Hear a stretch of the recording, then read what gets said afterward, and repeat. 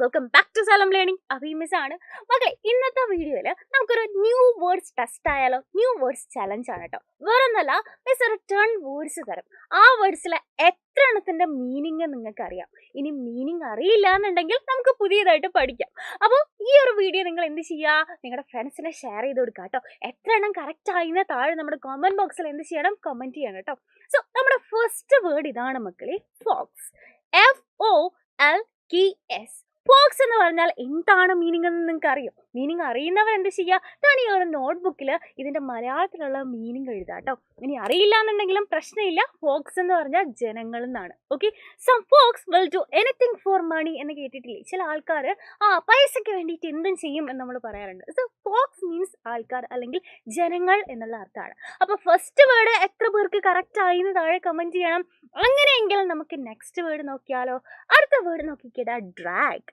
DRAG, drag എന്ന് പറഞ്ഞാൽ എന്തായിരിക്കും അർത്ഥം? ആലോചിച്ച് നോക്കൂ, എത്ര പേർക്ക് കറക്റ്റ് ആക്കാൻ പറ്റുന്നുണ്ടെന്ന്. ഡ്രാഗ് എന്ന് പറഞ്ഞാൽ വേറൊന്നുമില്ല, വലിച്ചഴിക്കുക എന്നാണ് കേട്ടോ. വലിക്കുക അല്ലെങ്കിൽ വലിച്ചഴിക്കുക എന്നുള്ളതിനെയാണ് ഡ്രാഗ് എന്ന് പറയുന്നത്. Don't drag us into your fight. നിന്റെ വഴക്കിന്റെ ഇടയിൽ ഞങ്ങളെ വലിച്ചിടരുത് അല്ലെ വലിച്ചഴിക്കരുത് എന്ന് പറയില്ലേ? സോ ഡ്രാഗ് മീൻസ് വലിക്കുക അല്ലെങ്കിൽ വലിച്ചഴിക്കുക എന്നുള്ളതാണ്. അപ്പൊ നമ്മൾ പുതിയ ഓരോ വേർഡ്സ് പഠിക്കുമ്പോൾ അതെങ്ങനെ യൂസ് ചെയ്യണം അല്ലെങ്കിൽ എവിടെ യൂസ് ചെയ്യാം എന്നുള്ളത് നമ്മൾ അറിഞ്ഞിരിക്കണം അല്ലെ? അപ്പൊ രണ്ടെണ്ണം നമ്മൾ നോക്കി. നെക്സ്റ്റ് ചലഞ്ച് നോക്കിക്കോ, കണ്ടിന്യൂസ്ലി. ഇത് കുറച്ച് സിമ്പിൾ ആണ് അല്ലേ? നമ്മൾ ആ ടെക്സ്റ്റ് ബുക്കുകളിലെ പഠിക്കുമ്പോൾ നമ്മൾ കേട്ടിട്ടുള്ള ഒരു വാക്കാണ് continuously. CONTINOUSLY, continuously. What you mean by continuously? ഇതിന്റെ മീനിങ് എന്താണ്?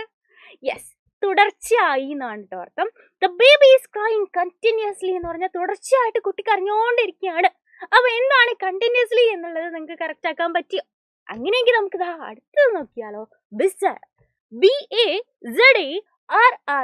ഇവിടെ ബിസർ എന്ന് നമ്മളെ പ്രൊനൗൺസ് ചെയ്യുള്ളൂ കേട്ടോ.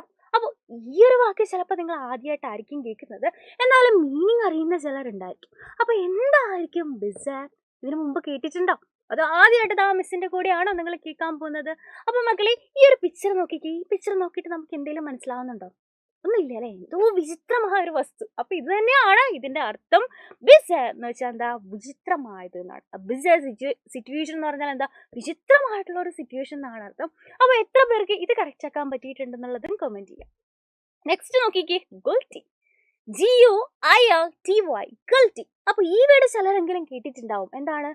നമുക്ക് ഭയങ്കര കുറ്റബോധം തോന്നില്ലേ? ചെയ്ത് കൊടുത്തിട്ട് കുറ്റബോധം തോന്നില്ലേ? അതിനെയാണ് നമ്മൾ ഗിൽറ്റി എന്ന് പറയുന്നത് കേട്ടോ. He felt guilty about the way he had treated Har. അവൻ അവളോട് പെരുമാറിയ രീതിയിൽ അവര് തന്നെ കുറ്റബോധം തോന്നി. അപ്പൊ എന്താണ് ഗിൽറ്റി? അതിന്റെ മീനിങ് എന്താണ് എന്ന് നമുക്ക് മനസ്സിലായി. അങ്ങനെയാണെങ്കിൽ അടുത്തതെന്താ? വെപ്റ്റ്.